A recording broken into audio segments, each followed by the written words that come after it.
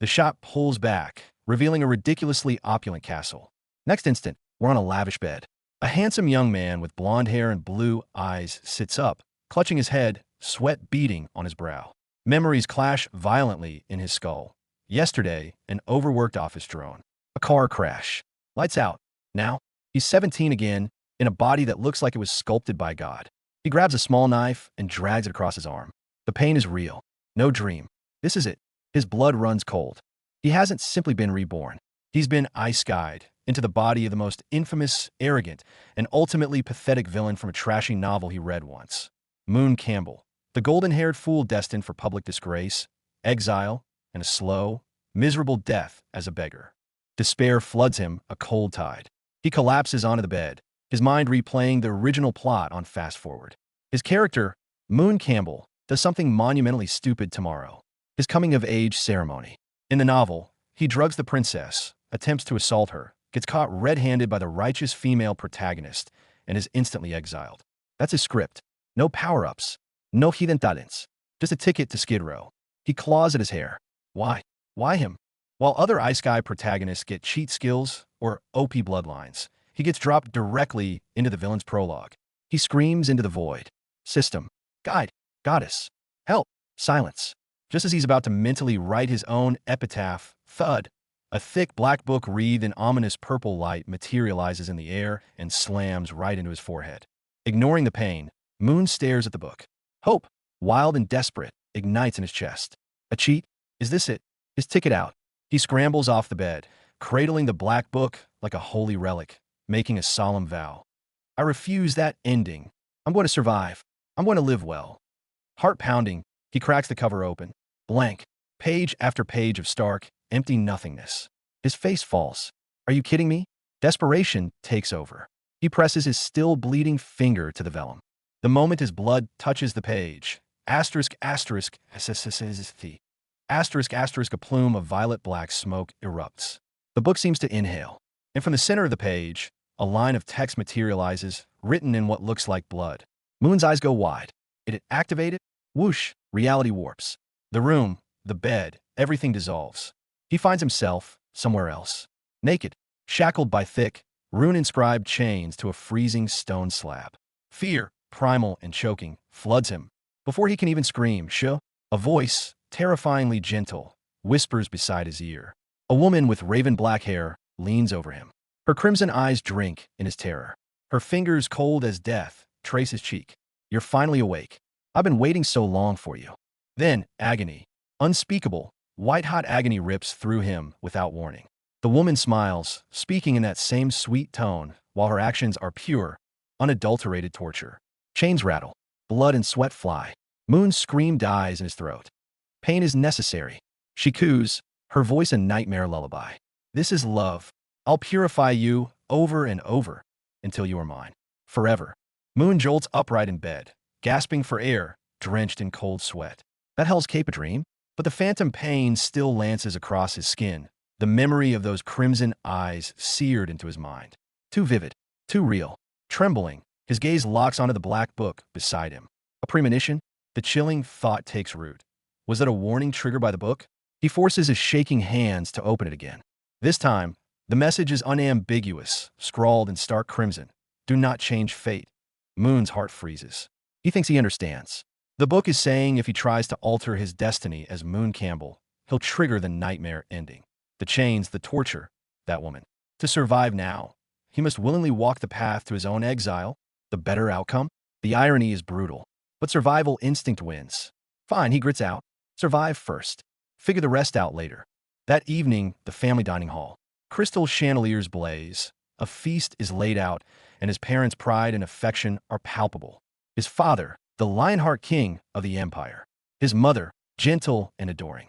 This warmth, this love, to Moon, it's a suffocating weight. He chews the exquisite steak, tasting nothing but ashes. The black book's warning echoes, don't change fate. But in the original plot, his own disgrace drags the entire Campbell family down with him. He can't let that happen. A desperate, defiant thought sparks. The book set his fate, not his family's. All right, he'll play his villainous part. He'll take the fall. But he'll damn well make sure a scapegoat takes the full brunt of the treason charge. His family survives. That's the new win condition. Step 1. Acquire a knockout drug potent enough to fell a 1,000-year magical genius like Princess Silesia. The common stuff won't even tickle her. Relying on his novel-fueled memory, Moon heads straight for a forgotten corner of the family vault. In a dusty, hidden compartment, he finds it, a black token etched with sinister runes. His VIP pass to the Empire's underground black market. With the ceremony looming tomorrow night, he moves fast. Deep hood, mask, nondescript cloak. He vanishes into the night, navigating the foul-smelling secret sewers that lead to the Leopold underground black market. The guards see his rotting flesh, token, and wave him through. He pushes open a heavy door, and a lurid, lawless world of magical beasts, illicit potions, and forbidden deals unfolds. But he's not here to browse. His target, a legendary filter called Southern Frontier Dreams, said to KO even the most powerful mage instantly, leaving no magical trace. He needs it. Now, deep in the market's belly, a shop that radiates quiet menace. The shopkeeper, a figure in a cat-eared hood, voice unplaceable. When Moon bluntly asks for Southern Frontier Dreams, the air chills. The hood shifts, a pair of keen eyes assessing him with disdainful amusement. Looking for fun with the little princess? I have more interesting wares. Compliant beastkin slaves, perhaps. Moon's heart skips, but his poker face holds. He turns to leave without a word. In these shadowy deals, hesitation is death. The bluff works. The shopkeeper's tone instantly shifts to syrupy courtesy. Esteemed guest, wait. The item is available, of course. A mere 130,000 imperial gold. Cash or card. Moon's pockets are empty, but his mind is racing. No money, but I have information. Worth your price. He offers a sliver of a secret about a future palace coup. The silence stretches. Finally, information verified. The potion is yours. Deal. The night of the ceremony. The Campbell estate blazes with light, packed with the Empire's elite. In the center of the ballroom, Moon stands in ostentatiously fine silks, a perfect, polished smile on his face. His gaze cuts through the crowd, locking onto one figure by the window, Princess Silesia. Hair like spun moonlight, eyes of glacial blue, radiating an aura that screams untouchable.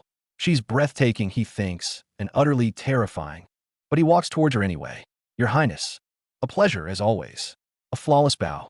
He takes her hand, and they glide into the waltz. They are grace personified, the cynosure of all eyes. Beneath the elegant melody, Moon's mind is a war room. He spots another figure in the crowd. Golden hair, eyes burning with pure, undiluted hatred. Ariel Bugard, the story's destined heroine. The hate is palpable. Time to set the final piece. The final note of the waltz fades. Moon doesn't let go of the princess's hand. He leans in, voice a conspiratorial murmur only for her. Your Highness, about our farce of an engagement. We should speak privately. You understand, a public annulment would damage the royal prestige. In your relationship with His Majesty. He's picking the lock on her political cage, and he knows it. Silesia's composure wavers, just for a fraction of a second. The hook is set. Moon's lips twitch in a ghost of a smile. It's too loud here. My chambers would be quieter. Hesitation, then a barely perceptible nod. He almost pulls her, weaving through the staring, whispering crowd, up the grand staircase towards his private rooms. Behind them, his maiden watches, her gaze inscrutable. And somewhere in the shadows, Ariel Bugard clenches her fists and follows. The final, most perilous act of the plan is a go. The door clicks shut behind them. Silence, thick and heavy, fills the opulent room. Moon's heart hammers against his ribs, but his face is a mask of harmless courtesy. Some wine, Your Highness? No. Her reply is clipped. Vent, black tea, monotone. Perfect. Black tea.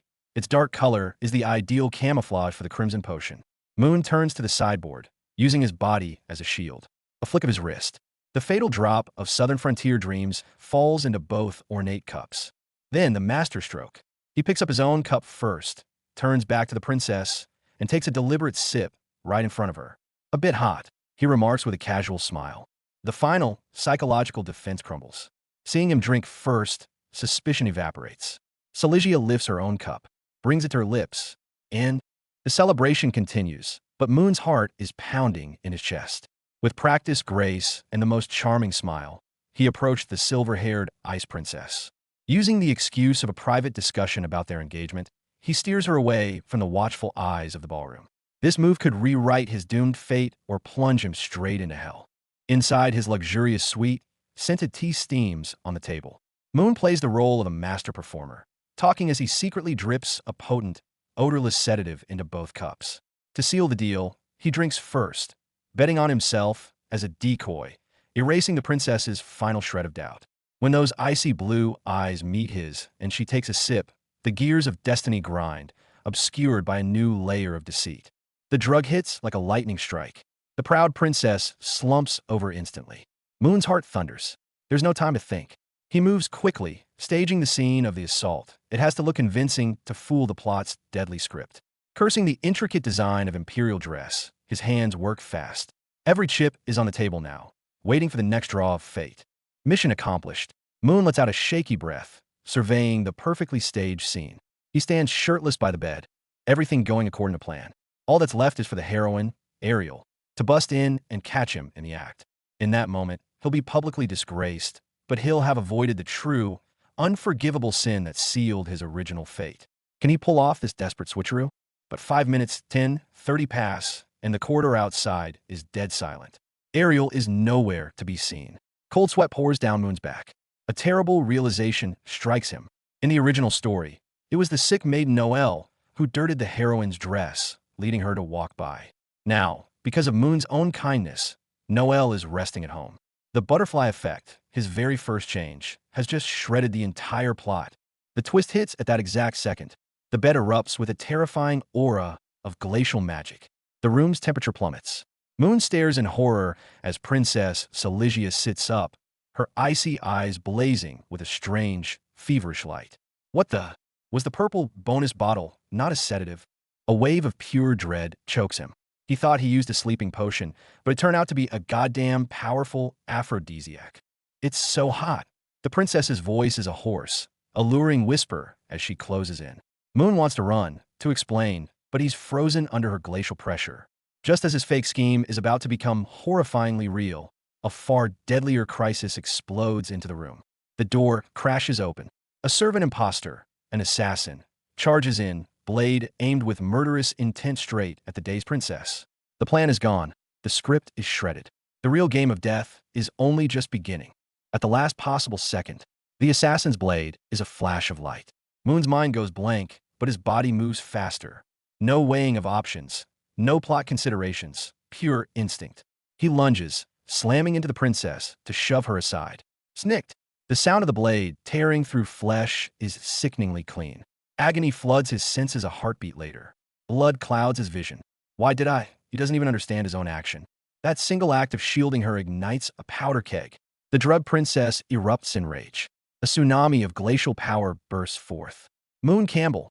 Her furious roar shakes the room, her silver hair whipping wildly as the suite transforms into a frozen hell. She crushes the assassin's follow-up strike with her bare hand, clutching the bleeding, unconscious Moon to her chest. The haze of lust in her eyes is entirely consumed by boiling fury and a flicker of unrecognized panic. Save him. She shrieks at the arriving staff. Get the royal head physicians now. If he dies, every single one of you will follow. The assassin escapes in disarray, but the princess's fury remains. She cradles Moon and storms out of the room, passing the dark-haired maid, and who has just arrived. Anne's crimson eyes coolly sweep over the princess and her bleeding master. Beneath her calm surface lies a chill colder than any ice. In another wing, the story's heroine, Ariel, is obliviously overjoyed over a limited edition cake, having completely missed the deadly undercurrents. The threads of fate are now irreversibly tangled. Duke Campbell's estate descends into chaos. Among the panicked servants, the black-haired, green-eyed new maid smirks. He's one of the assassins. Target confirmed, mission ongoing, he whispers, melting into the shadows. The plan isn't broken. There's just an unexpected variable to eliminate. Moon's desperate act hasn't saved him. It's plunged him into the very heart of the assassination whirlpool. Later that night, the true battle erupts deep within the Duke's mansion. Princess Celigia takes to the pursuit herself, clashing with the assassin leader disguised as a maid. Ice blades meet enchanted steel, sparks flying. Did my foolish brother send you? She demands. The assassin answers with cold steel and deadly strikes. This is a power struggle shrouded in the Empire's shadows, and Moon, the insignificant villain, has become a blood-stained, unpredictable piece on the board. In a makeshift infirmary, Moon's life is fading fast. The sheets are soaked crimson. His consciousness blurs. A deep cold seeps into his bones. Is this it? In his final moment of clarity, he looks at her, the princess he tried to scheme against, and manages a weak smile. With his last breath, he says the words the original villain never uttered. Silesia, I really like you. Then darkness takes him. Thud. Moon's body slumps lifeless to the floor. Silence hangs thick in the air. Princess Silesia stands frozen, his blood on her face. Just moments ago, she coldly rejected his apology, declared him unforgivable. But now, staring at his lifeless form, a crack appears in her icy facade. She kneels, a trembling hand reaching for his cheek. Deep within her glacial eyes, something long buried, obscured by drugs and fury, finally breaks through. I don't accept your apology. Her voice is raw. You have to live and spend your entire life making amends. The very next second, another miracle erupts. A blinding, radiant blue light explodes from the princess. This light isn't cold and piercing, but brimming with overwhelming, vibrant life force. She pours her own core magical energy, a forbidden, life-draining technique, into Moon's broken body like a raging flood. In the name of the frost, I forbid you to die. The Empire's proudest princess is risking everything to save the man who schemed against and humiliated her. A miracle happens. Under the azure glow, Moon's wounds knit together. His still heart stutters back to life. And deep within his unconscious mind, the mysterious black book is flipping pages frantically. It greedily devours the immense magical power and intense emotions unleashed by the princess. Crimson text materializes on its pages. Arrogance progress, 50% jealousy progress, 99% gluttony progress, -90%, and a title slowly sharpens into focus, struggling for a world for someone. Moon's cheat device has truly begun to awaken, catalyzed by this life and death reversal. Meanwhile, deep in the sewers beneath the estate, the empty purple vial, the source of the aphrodisiac, lies in the murky water. Residual purple mana within it resonates with the intense emotions saturating the air above. Death, sacrifice, salvation. This twisted energy is drawn into the even darker depths below, where something ancient and malevolent lets out a low, satisfied sigh. The true storm is still brewing far on the horizon. 3 days later, Moon awakens in a state of profound weakness. The first sight that greets him is his maid in seemingly calm, yet bottomless crimson eyes. Young master, you were unconscious for 3 days, and says in her ever-gentle tone, but a strange chill runs down Moon's spine. From her, he learns the aftermath. His father, the Lionheart, raged like thunder and crushed the entire black market syndicate in 2 days, though the mastermind remains hidden. The biggest shock? Princess Silesia actually pleaded for mercy on his behalf before the king. The warmth of family is quickly overshadowed by new pressures. His mother, Duchess Noyce, holds him, weeping with joy and revealing she's pregnant again. But his father, Duke Leon, delivers an ironclad decree before their departure. You have 3 years to produce an heir for the Campbell family. Become a father? In this treacherous world? The heavy chains of duty clamp down on Moon's heart once more. His father seems to sense his turmoil. Before leaving, the iron-willed Lionheart clasps Moon's shoulder, a rare softness in his eyes. Go and chase your own happiness, boy. Sometimes it's right beside you, and you just don't see it. He glances meaningfully towards the doorway and stands silently. Alas, Moon, the ultimate blockhead, completely misreads the hint. He thinks his father is telling him to find a good husband for her, and so, after his father leaves, Moon does something he will deeply regret in the future. He finds and then puts on his best enlightened and benevolent master act. And don't worry, I would never interfere with your freedom to marry. When you find the right person, I'll prepare the most generous dowry. He thinks he's being incredibly considerate. He doesn't see the flash of icy disappointment and deepening, twisted obsession in Anne's downcast crimson eyes. She merely replies, "Yes, young master." Her skirt makes no sound as she turns to leave, like a ghost. The relentless life and death crises have taught Moon one brutal truth. Cunning and luck won't keep him alive in this world. He must get stronger, strong enough to grasp his own fate. He turns his hopes to the mysterious Black Book, and this time it answers. As he focuses and touches its pages, his consciousness is yanked away with a hum, pulled into a pure white, bizarre space. At the center of the space, a humanoid figure materializes from light and shadow. It's the assassin who attacked the princess. The Black Book's voice echoes in his mind. Memory extraction complete. Combat Phantom generated. The next instant, the Phantom Assassin charges, blade in hand, radiating the same lethal intent from that fateful night. Moon understands. This is his personal training ground. A hellish arena where he can die infinitely, restart endlessly, and grind his skills to mastery with his very life. Without hesitation, Moon roars and charges. Splat. First try, instantly killed. Slash. Second. Blocks one strike, gets his throat pierced by the next. The 100th attempt, he finally parries with his dagger. The 500th, his shadow step begins to evade lethal blows. Time has no meaning here, only endless death and rebirth. When he finally, bloodied but standing, slits the Phantom's throat, the proficiency levels for dagger mastery and shadow step in the Black Book skyrocket. His consciousness snaps back to his physical body. Moon collapses on his bed, severe mental exhaustion making him nauseous. But within his blue eyes, a new fire blazes. Not enough. This is nowhere near enough. He knows self-taught skills have a low ceiling. He needs a real master, a warrior who can guide him to the peak. The path to power is now clear. The next step is to find the guide for this path. His true counterattack has only just taken its first, shaky step. Moon discovered the cheat's true power. The Black Book could create a training ground, projecting endless phantom copies of powerful enemies from his memory. It was a bottomless sparring room. If it couldn't kill him, he trained until he was nearly dead. Dagger skills? Grind them. Shadow step proficiency? Maximize it. He knew that grueling training sessions weren't enough. He needed a mentor, a true powerhouse to show him the way. And who better than the Empire's shield himself, the Lionheart King, his father. This was the ultimate family perk, wasn't it? But reality struck hard. His father's words hit him like a cold splash. Demons stirred on the border. The Lionheart King was marching to war for 3 full years. His prime lifeline gone. Just like that, his hope evaporated. No mentor? Fine. He'd be his own pillar. Burying himself in martial arts tomes in the library, Moon burned through them. Knowledge was his fuel, and right on cue, and his gentle black-haired maid brought him a late-night snack and a cup of calming tea. Everything was so quiet, so normal, unnervingly so.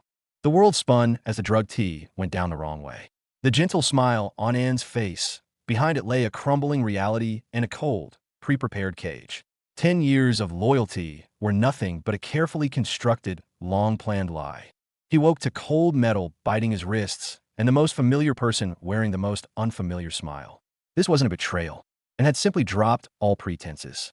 Her facade was gone, and the horrifying truth was laid bare, and revealed it all. A divinely favored, guided by prophecy, protecting him for a decade. But her love was possession, a purification that demanded he belong to her, and her alone. The future she painted was, for Moon, a suffocating dead end, utter annihilation of the self. Resistance was useless. Even the mightiest attacks barely fazed her. The steel cell, forged for this very purpose by master craftsmen, was perfect. Every physical or magical struggle just proved how completely he was caged. He was trapped, utterly. What followed was more stifling than the cage itself. Anne's purification. Every act of care, every reward, was an extension of her twisted affection and a means of control. Unknown supplements laced his food. Each seemingly gentle moment was a small, deliberate chisel against his will. All Moon could do was endure. Every sharp edge, every plan was forced back down, buried deep within. He obeyed, a perfect, compliant doll. He waited, biding his time. Then the chance came, and left briefly, wanting to catch the freshest fish for him. Now, his mind screamed for the Black Book. He commanded his cheat device, demanding a brand new training scenario. Its name spoke of his desperate will to survive, the trial of 1,000 chains. He refused to be tamed. He would find a way to shatter his shackles. The walls aren't stone, they're solid steel behind the facade. Moon realizes this only after smashing into them and ending up bruised on the floor. Even with the Black Book, he's a fly in a web against the absolute power of a God-blessed being like, and not now, he hisses at the book, frustrated. Her mental control, it's not right. His final sigh is pure defeat. Fine, better to get beaten up in training than to rot here. Just as Moon resigns himself to this depressing routine, his hand brushes the Black Book. The pages glow, revealing not nonsense, but an equation for victory. Hope sparks. Cut to the book lying open, a new page ready. Moon takes a deep breath, time for a different kind of workout. To avoid being a powerless plaything, Moon brute forces his strength with primal exercises. 200 push-ups. As soon as he collapses and appears right on cue, smiling with a dinner tray. So energetic, young master. The bath is ready. Shall we eat first or bathe? The sweet offer now sounds like a horror prelude. I can handle it myself. Moon tries to reclaim some autonomy. En's expression darkens instantly. You are my property now and mine alone. Washing every inch of you is my duty as your guardian. This twisted ownership, wrapped in a gentle tone, is master-level psychological warfare. Moon's resistance is a joke against such devotion. Dinner. Moon's enjoying the meal and asks about the cut of meat. And smiles sweetly. That's a bull's penis. And not just any bull. A magical creature infamous for vigorous activities. Moon's face turns green as and reveals she's been adding similar ingredients to his meals for a while.